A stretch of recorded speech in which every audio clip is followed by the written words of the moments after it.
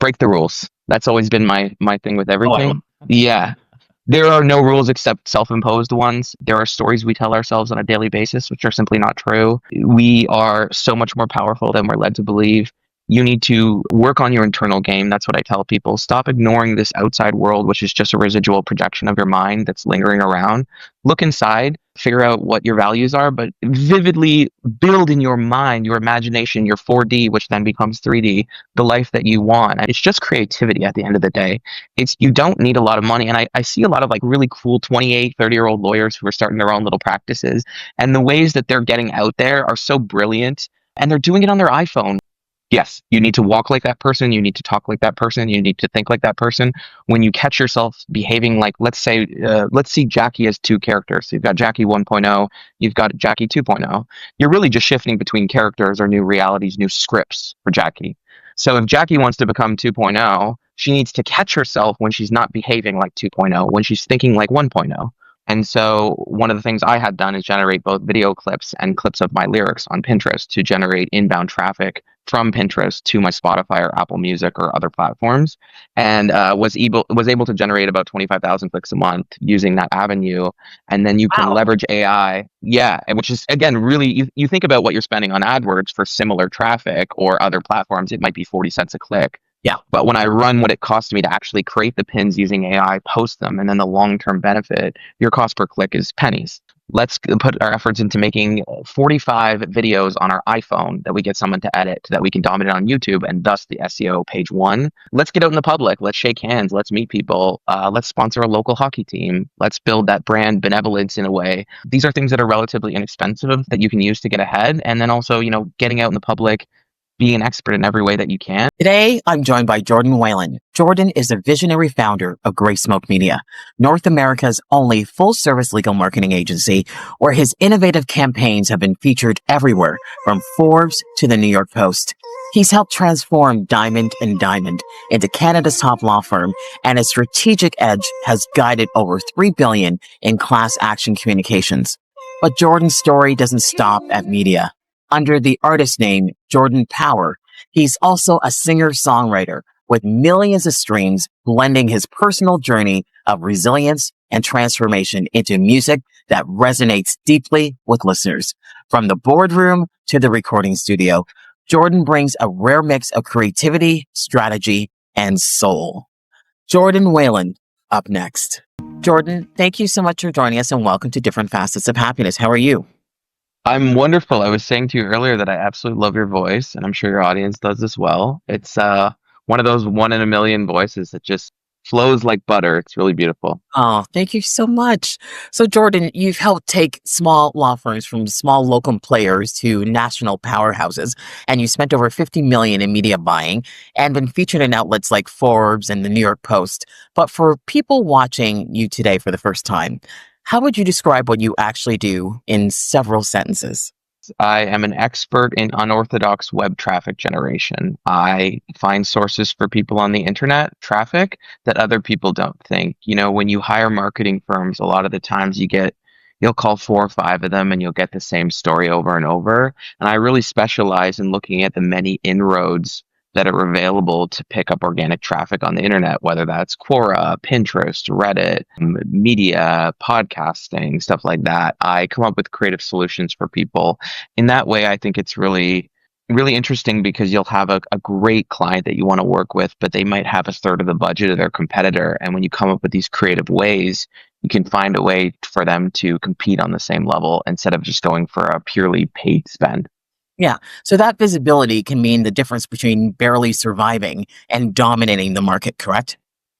Absolutely. I mean, at the end of the day, you also have to run a great business. A lot of people will talk to me, how do I get my reviews up? How do I get more visibility on Google My Business? And at the end of the day, you still have to run a great business. Yeah. But if you have a great business and you have a great unique value proposition, you come to someone like me, I say, okay, let's find creative ways to get you out there. I mean, we want to go where the people are. So many times nowadays, people are like, I want to run ads. I want to be intrusive and get into people's lives on their Instagram feed and their TikTok feed. It's like, go where your core audience already is Yeah. and build out from there. And nowadays, it's competitive, but it's also not, right? Because I was talking about this with my music career. It used to take 10 years to launch a music career. Now you can already go where the people are. You can throw up some videos on YouTube, TikTok, start a conversation on Reddit, and suddenly have your first 4,000 fans. Yeah, That used to take artists years because they'd have to get a hit in the newspaper and they'd have to leverage it and they'd have to do showcases. So, in a lot of ways, it is competitive nowadays, but it's also not. I get it. So if SEO, search engine optimization, if for those who don't know, was a chess game, what the next best and biggest move in 2025 or remaining of 2025 and beyond that few people see coming? So when we talk about SEO, right? In the old days, it was sort of like SEO is search marketing for on Google or Bing or Yahoo. Nowadays, the word or the term SEO sort of encompasses all platforms. So the search bar on TikTok is technically SEO. The search bar on YouTube is SEO, and those results are coming up in Google results. And so it's sort of everything. And so I tell people if you're tackling SEO, you're tackling it everywhere. You want to put content everywhere because then that might show up on the first page of Google, or you might want to optimize your YouTube in a certain way. But what I think is interesting is I had a client about 6 months ago where the traffic was down. The traffic was down 20%. We were doing a great job. And they were saying, where's this traffic? We just plummeted. And I said, yeah, it's gone and it's not coming back Yeah. because it's been lost to the generative AI at the top of Google. Gone are the days where you could just write a blog and it'd show up for people and they would go and read it. Number one, people aren't reading really much anymore. Yeah. They're digesting it in small content bits. I'm guilty of that too. But what's not going to go away with SEO in 2025 and beyond is the local searches, right? You're still going to search for your air conditioner repair Toronto. You're still going to look for the person that's close to you. So I say to people, put your efforts into optimizing that Google local page. You'd be amazed at the amount of people that don't put content on there. They don't answer the Q&As. They don't put new photos. I mean, it's essentially free traffic that's already there. But what's really going to take over in SEO is voice searches on all these platforms, Claude, ChatGPT. And if you're not optimizing for those specifically, you will get left by the wayside. Yeah. From your experience then, what's the most expensive marketing blunder that some of your clients have made and how can others avoid it? Cheaping out on your website, going for a cheap server, going for unskilled developer, trying to save money. That is the number one thing that I tell people. Your website, your website, your website.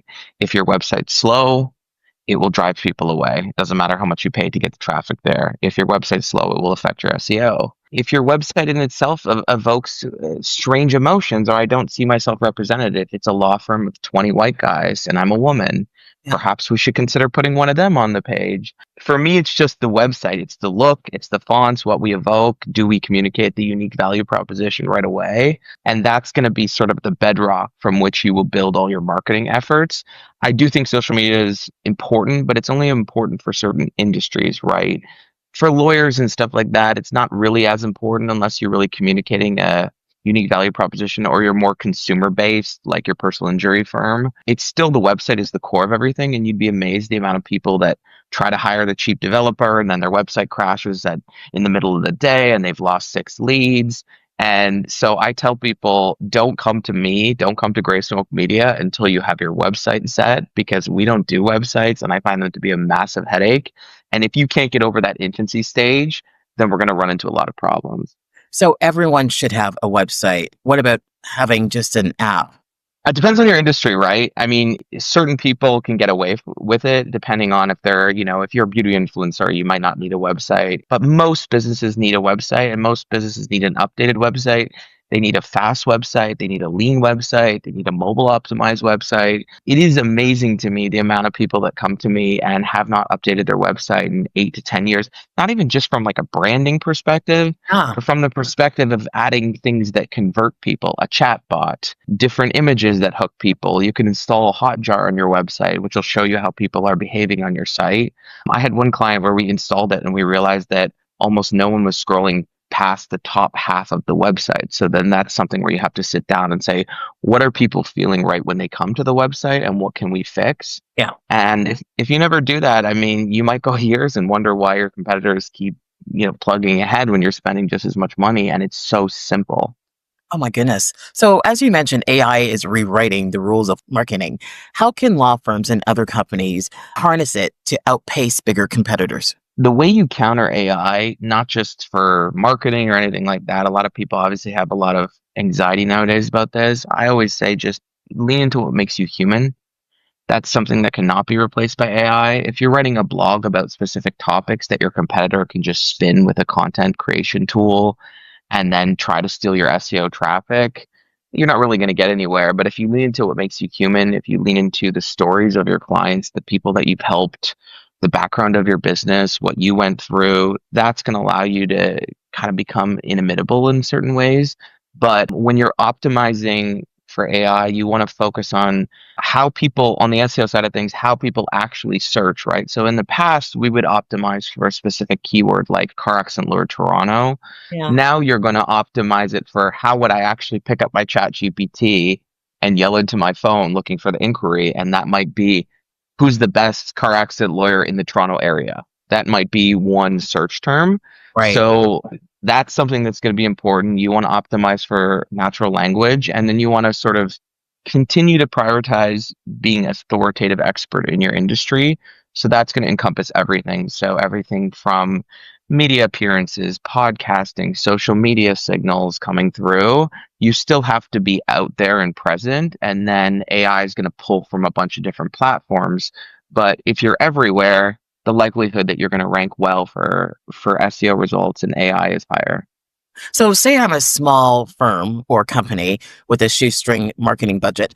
What's your blueprint for competing against industry giants?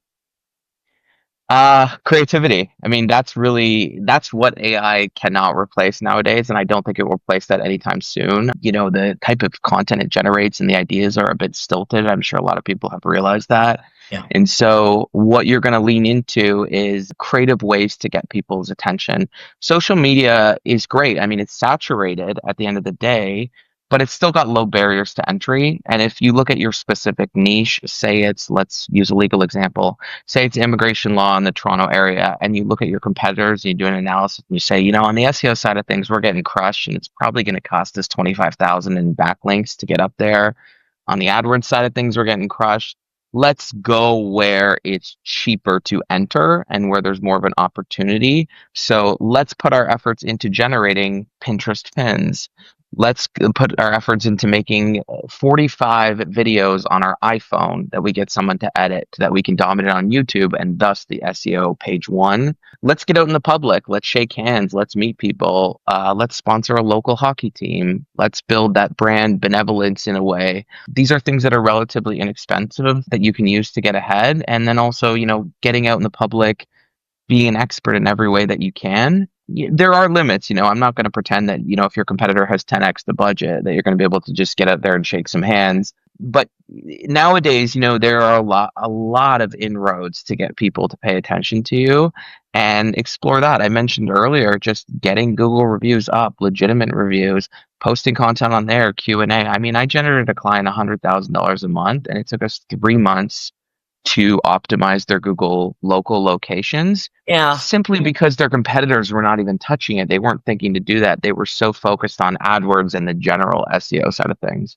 Oh, goodness. Well, we talked about ads just recently. Let's just talk about that for another second. Because in ad buying, what are the silent budget killers most businesses don't even realize they're making? The ego play. So you'll see it usually with realtors, not to call Yeah. them out, but they'll buy the billboard near their house because they want to show their neighbors that they're doing well, or they want to have their high school girlfriend see that they're doing well nowadays. They'll put their faces on benches. If you don't already have top of mind awareness, the out of home space, which encompasses billboards, buses, stuff like that, that's not a great idea. You don't come in as a nobody and start buying bus ads and stuff like that because it takes a long time for people to understand who you are. You know, they say 7 times.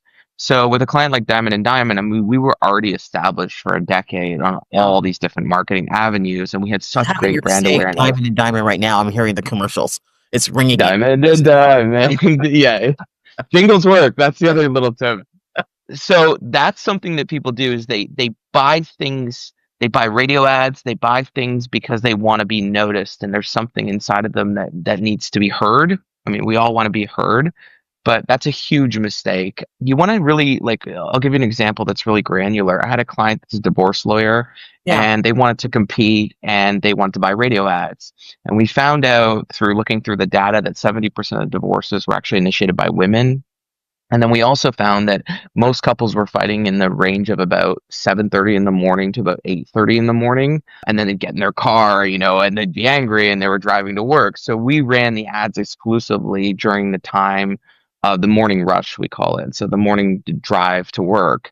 And their competitor was spending about 3 times what they were, but they were spending it on sports ads, sports stations, which are actually the inverse of what I'm talking about, predominantly male. So it's a perfect example of like just spending the spray and pray marketing approach versus going granular with the actual data and saying, okay, wait, who's actually creating the divorces? Yeah, how much money are they earning? Where are they located? Psychographically, what are they? And you start to break that down and not just the buy, but the actual creative of the ad. Yeah. And then suddenly you start to realize, oh, this is a lot easier than we're making it out to be, but Right. we can't get lazy with the data. And nowadays with ChatGPT, you have a market researcher in your pocket. You don't really Yeah. have an excuse not to do this stuff. Right. That is so strategic and so simple. hmm Yes. Simple, yeah. Yeah. It's That's everything in life. right. It's keep Right. it. What is it? It's keep it simple, stupid. I believe is the Right. like famous Right. saying. Yeah. Exactly. So So that so obvious that people don't think about. right. Yeah, Yeah. because they're wrapped up in the egoic mind. It's like what I said. Oh, I want to be seen here. I want to do this. It's like, well, what actually is going to create leads? Right. Right. Right. What's one or unorthodox way that people or you can generate traffic and that's really come to you as a surprise, I'll say, that's been very, very successful, in addition to what you just mentioned? So I will give you one of my secrets on your show that I don't normally share, but you're a lovely human being, so I'll share it Oh, with you. Even though we never met in person. So I am a singer-songwriter under the name Jordan Power. I started about a year ago. I've generated about 5 million streams since then and some radio play. And wow. one of the avenues, yeah, all metaphysics, which we can get to in a Yeah. moment. Yeah. Yeah. And one of the avenues that I realized that was extremely popular but wasn't being tapped into by people was Pinterest. Pinterest has hundreds of millions of people using it every month, and we think of it as sort of a site where you would curate items for your house or Right. recipes, Yeah. but it's still highly trafficked. The results show up in Google Images. And so one of the things I had done is generate both video clips and clips of my lyrics on Pinterest to generate inbound traffic from Pinterest to my Spotify or Apple Music or other platforms, and was able to generate about 25,000 clicks a month using that avenue. And then you can Wow. leverage AI, yeah, and which is again really you think about what you're spending on AdWords for similar traffic or other platforms, it might be 40 cents a click. Yeah. But when I run what it costs me to actually create the pins using AI, post them, and then the long-term benefit, your cost per click is pennies. So that's an example of just getting creative, going where the people are, like I said. But one really easy way that I always tell people is depending on your industry, let's use an example like air conditioner repair Toronto. When you search that, look where what comes up because those are the inbound roads to your website, right? So if you search that and Quora comes up, which is a website where people answer questions, then you need to be on there answering a question with a link to your site because that might be your new funnel that generates 50 to 100 people a month.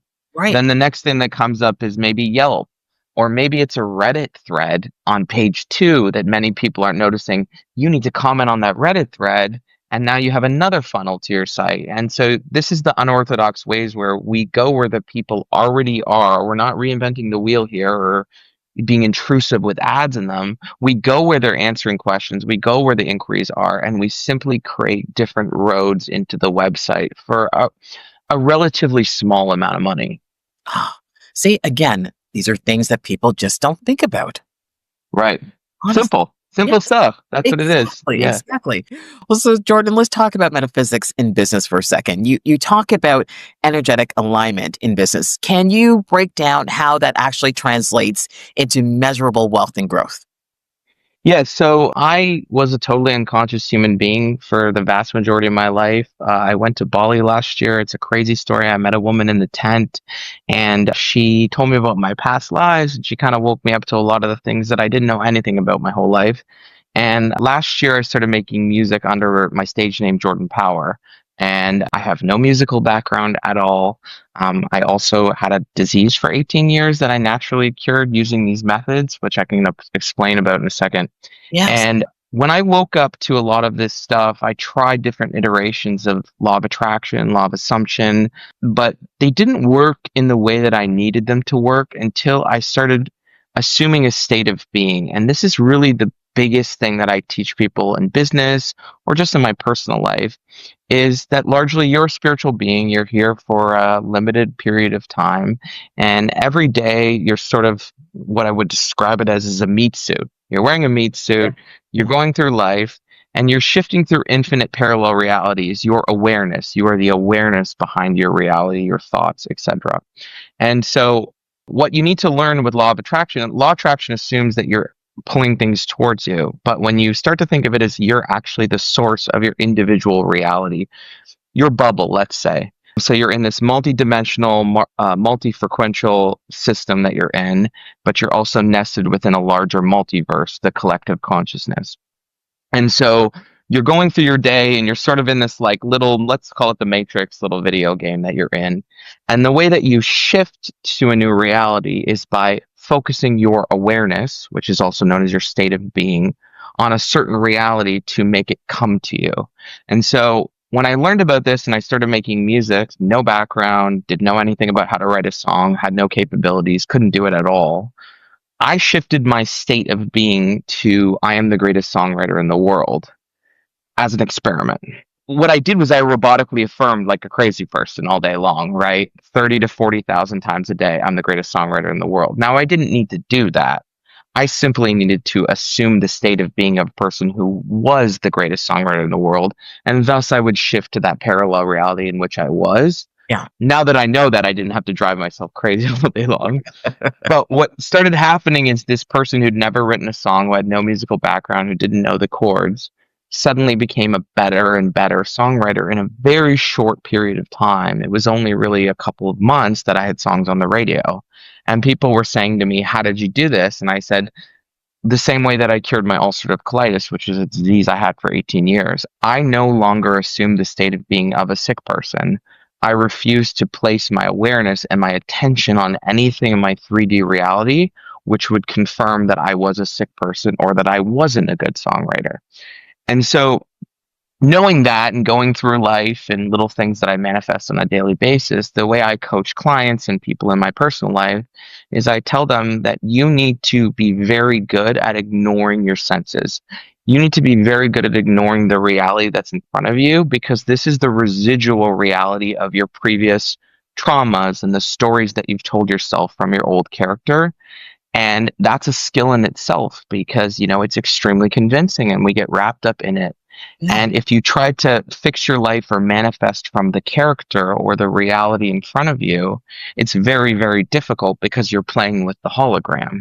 But if you pull back and say, no, I'm the source of my reality entirely, it's a whole internal game that you work on a daily basis. And so that's something that I really realized in my life, and I've been able to manifest literal miracles.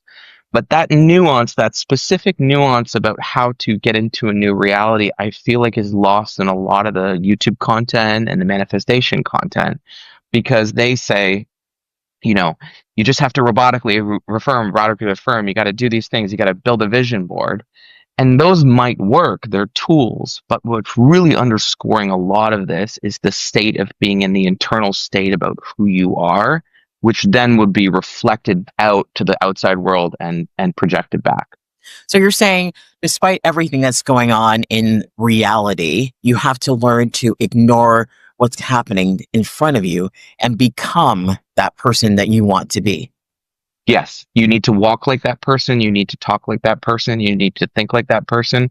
When you catch yourself behaving like, let's see Jackie as two characters. So you've got Jackie 1.0, you've got Jackie 2.0. You're really just shifting between characters or new realities, new scripts for Jackie.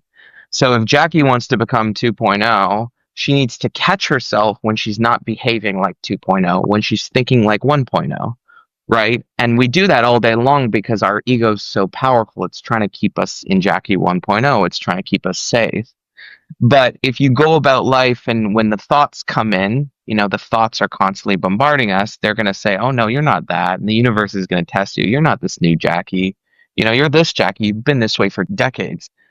You start to control the thoughts and you realize that the way that you actually manifest is you need to, once you give energy to thoughts, they manifest. But if a thought comes by that is Jackie 1.0 and you say, no, I'm becoming the new Jackie who makes 2 times the amount of income as Jackie 1.0, you take that thought, the thought comes in, it challenges you, you take a deep breath, you refuse to energize it, right, to make it come into your reality, and you move your awareness to Jackie 2.0. And as you do that, your world starts to shift. And one of the other tricks you have to do is stop looking for proof of being the new Jackie. So people will check their bank account every 10 minutes. They'll check their social media following, right? And Right. the answer is if you were this new person that you say you are and you were behaving like that, why would you do that? If you want a nice car and you got the nice car, you wouldn't be constantly wanting the Mercedes, which is a state of lack. You would become the person who already had it and it'd be easy. Of course, I have a Mercedes. Why would I want it? It's in my garage. Right. So Right. this is the small nuances that the elites know and a lot of really powerful people know is that it's an internal game. This all is an internal game that is a constant struggle. But once you get into it, the thoughts get quieter. You're right. The thoughts do get quieter. But is there a time frame that this takes? Because a lot of people I know that they want instant manifestation, and there's a reason why things don't manifest instantly. But in terms of your processes that you've talked about and the methods, how long does it usually take for people when they're becoming this new state of being for things to manifest? So there's two things they have to take into account. They have to be in the frequency of the thing they want, right? So famously, the woman that wrote the book The Secret, she tells a story of being $100,000 in debt, and what she Yeah. would do is when her bills came in, she'd treat them as checks. She would say, "Oh my God, I'm rich. I'm rich. Oh my God, I have so much money." And as she did that, she shifted into the frequency of abundance and would made, I don't know, $50 million or something like that. So that's the first part of it. Are you constantly living in the frequency of someone who is in love? If you want love, if you, whatever you want. And the second thing is, have you built the actual container to be able to take on that new reality, right? That wealth container. Are you someone who could handle making an extra $100,000 a year? Would it freak you out? Do you have childhood trauma you haven't worked on? So those are kind of the two elements that are going to determine how fast that new reality starts to make its way towards you. I mean, on a quantum mechanics level, how long the particles take to rearrange in front of you. And what blocks their rearrangement is fear, lack, not being in the frequency, not being the person who could handle it. And really, the biggest battle in everything is fear. It's not really real. It's a low vibration emotion that doesn't actually really exist. But we're so conditioned to believe that things are going to go wrong. And as we believe that and say that out loud, why would it work out? It didn't work out in the past. We continue to block the manifestation towards us. So that's why meditation is so important, not just for visualization, but for nervous system regulation. So for someone who's trying this for the first time and hearing about it for the first time, and believe it or not, there are people that are hearing about it for the first time. How do you get into that frequency? I know you talked about the stepping into that believing, that belief that you are this person that you want to be. But how do you get to that level of frequency? And you also mentioned meditation. What else can people do? Well, I think the first thing that I had to realize as someone who's had a very traumatic life, and again, I don't really like to talk about my past that much because it's not real. Everything's now, and those are just imaginal acts. But I will say, if you're someone who's cleaving to that old story, you need to go through a process of nervous system regulation. If you are in fight or flight and fear and anger and shame and guilt, it's going to be very difficult for you to take on your dream life. So I had to not only just clean up my diet, get all the chemicals out of my house, meditate on a daily basis. I did Reiki, I did spinal energetics, I did breath work. I did things that got me out of old Jordan and the way that he would react to certain situations. And that's the first step I always say to people. That would be your number one priority. The second thing I would say is in all of this, you almost have to act a little bit delusional. I mean, we're taught to shrink ourselves. We're taught that humility is a virtue. but it's really actually not, because if you look up the definition of humility, it's actually a lowering of one's self-importance. And if you are going to be this greatness, if you're going to be this person that gets out there, famously Serena Williams and Taylor Swift's parents have both said that when they were very young, they both said, I'm going to be the greatest in the world. And it all came out. But we are taught, shrink that, Jackie, be realistic about what's out there. And I'm saying, no, there is no limitation. You can move into any infinite reality that you want to. And I don't believe in a level of humility. Obviously, I don't believe in being arrogant. There's a difference. Yeah. Don't ever shrink yourself. Don't ever think that there are circumstances outside of you that are going to determine if you're successful. That's not how the world is set up. That's not how quantum physics is set up. It's set up in a way that you have to start living like the new character, the new person. So one of the examples is to get my streams up on Spotify. I didn't pour a bunch more money into Facebook ads. I was running them. I started walking around like there were paparazzi. I started walking around having fake phone calls with my manager about my tour. And I actually was doing less marketing, and my monthly listeners went up 60,000 people in about 3 weeks Oh, because I was living in the new reality. I was shifting in the new reality. And so it's an internal game, and part of this is rejecting victimhood. It's rejecting that there are other people holding you down in a certain way. I mean, I'm guilty of that as a gay guy. So many years people were like, there's no opportunities for you, and I found a way to make them. And I really tell people, you are so much more powerful than you realize. And don't listen to what other people say to you. This is not a game of hustle in business. People think if I just grind it out and work more hours. No, it's a game of alignment. You need to align with the new version of you and let the opportunities naturally come to you from the universe instead of running around like a chicken with your head cut off, trying to force things in constriction and make them happen, which is the antithesis of how this all works. exactly. Exactly. I'll say, let's talk about marketing for a moment and go back to the legal industry. So the legal industry is evolving very, very quickly. If a law firm wanted to stay relevant and dominant 10 years from now, what emerging trends or technologies should they invest in today? And not just legal firms, any companies.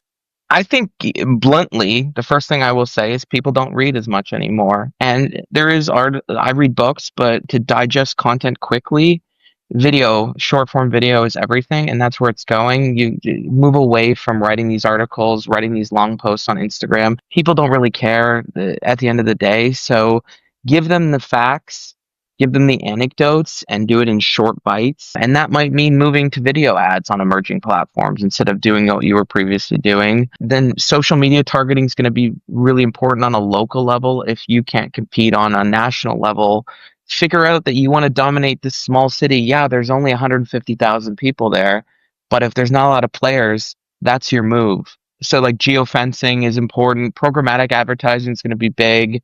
But really, what's going to dominate in the future is the personal brand, the brand that cannot be mimicked Yes. by an AI platform. And there is something really interesting about every person. There's something unique that they have to share in their life, their story, and lean into that is really what I tell people. The actual legal industry itself, there is going to be AI platforms, where you can hire an AI lawyer, but they don't have an enforcement mechanism, right? So if I'm in a legal dispute right now with a person, I can use ChatGPT to go back and forth at the end of the day, but I don't have a law degree. I can't file a lawsuit. I Yeah. can't start a mediation. So I don't think that's going to go away anytime soon. I think what you're going to see is a lot more accountability from lawyers because now you have people saying, hey, I actually know more than you because I talked to my ChatGPT last Right. night. And for lawyers, their ego defenses are oversized, let's say. So that's going to be a little bit difficult for some of them. But really, I think harkening back to what I was saying at the beginning of the conversation, it's just creativity at the end of the day. You don't need a lot of money. And I see a lot of like really cool 28, 30-year-old lawyers who are starting their own little practices. And the ways that they're getting out there are so brilliant. And they're doing it on their iPhone. They don't need television ads. They don't need radio ads. They're just getting out there and leaning into their iPhone. Maybe they go on ChatGPT and it tells them, hey, I've done some research for you. Make 20 videos about this and hit on these key points and title them like this and throw these hashtags up. I mean, why would you not tap into the infinite intelligence that's available? And then I think, honestly, the emergence of conversations like we're having around mindset, subconscious programming, and assuming a new state of being are going to be paramount in the next 24 months. Absolutely. Absolutely. My final question to you, Jordan. If you could leave our audience with one bold and maybe even controversial piece of advice to unlock both business and personal growth and happiness, what would it be? Break the rules. That's always been my thing with Oh, everything. Yeah. There are no rules except self-imposed ones. There are stories we tell ourselves on a daily basis, which are simply not true. We are so much more powerful than we're led to believe. You need to work on your internal game. That's what I tell people. Stop ignoring this outside world, which is just a residual projection of your mind that's lingering around. Look inside, figure out what your values are, but vividly build in your mind, your imagination, your 4D, which then becomes 3D, the life that you want. I mean, there's a famous story with Neville Goddard, which I'm sure you're familiar with, Yeah. where the guy says, I want to go to Barbados. And he says to him, Neville's bugging him and saying, I really want to go to Barbados. And he slams the door in Neville's face. And right before he does, he says, you're already in Barbados. And what I say to people is, the universe wants to take you from point A to point B, and you don't have to figure out that journey. It's going to do it in the most efficient way. Live in the end point of the life you want, and watch it come to you. When I started making music, I lived in an end point of, when I started, I already had 100,000 listeners when I actually had 20. But I lived in that endpoint, and I visualized myself in that endpoint. And the synchronicities and the things that came to me were very easy. Versus 5 years ago, when I was starting Greysmokemedia, I'm running around like a crazy person trying to, tell people to work with me. And there's nothing less attractive than desperate energy. Yes. In dating, in personal relationships. Anything. Yes. So all you have to do is really build the internal game, visualize the business doing well, and then live in the state of being of, I'm the best legal marketer in the world, right? And say that to yourself in the mirror, and say that until it stops being uncomfortable to hear it reflected back to you. Jordan, what a fantastic interview. You are great. Thank How you. can people reach you? So if they want to work with me, I predominantly work with lawyers, but I actually was a generalized marketing firm for about a decade. So in any industry, if it's something where I think I can help or I think I have a creative solution, they can reach out to me at Greysmokemedia. I don't work with anyone in infancy stage. So if you're just starting out or you're 1 year in, I'm not the best fit for you. And if you want to check out my music, it's Jordan Power on all streaming platforms. Wonderful, Jordan. Thank you so much for joining us today. Fantastic. Thank you so much. Thanks, Jackie. What an inspiring conversation with Jordanwhelan, a man who proves that success doesn't mean limiting yourself to one identity. His journey shows us that you can lead with strategy, build with creativity, and still make space for authentic self-expression. Jordan is not only reshaping how legal marketing is done, but also reminding us through his music that storytelling is just as powerful in song as it is in business. His work bridges two worlds, and the common thread is his ability to connect deeply with people. And with Jordan's permission, we're closing today's episode with one of his own songs, Vultures. It's a track layered with the same honesty, artistry, and depth you've just experienced in our conversation.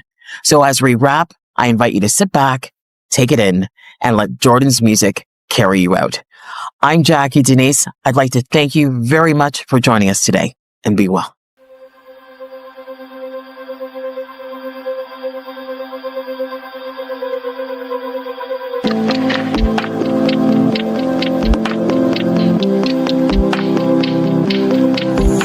It was maybe late September or July when I cried, with the skies all bright and the days they bite and your eyes all white. Oh, oh my, yeah, I'm fading goodbye.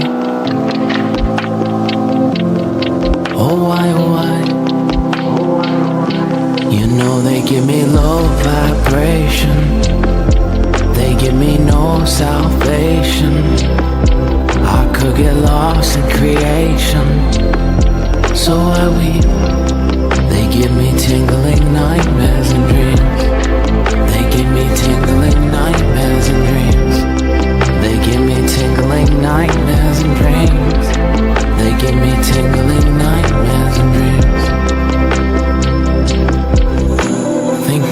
it's the weather, southern rain, heat or fall. Or maybe I'm tethered to the pain of it all. With the lies in spite of the games they tried and the ways I fight. Oh, oh my, oh my. You know they give me low vibration. They give me no salvation. I could get lost in creation, so I weep. They give me tingling nightmares and dreams. They give me tingling nightmares and dreams. They give me tingling nightmares and dreams. They give me tingling nightmares and dreams. I keep on fading into used. With every way I bruise, oh why, oh why. And now I look out on the bright side, I look out on the dark sky, and I tell myself I'm alright. Yeah, you know they give me low vibration. They give me no salvation. I could get lost in creation, so I weep. They give me tingling nightmares and dreams. They give me tingling nightmares and dreams. They give me tingling nightmares and dreams. They give me tingling nightmares and dreams. They give me tingling nightmares. They give me tingling nightmares. They give me tingling nightmares.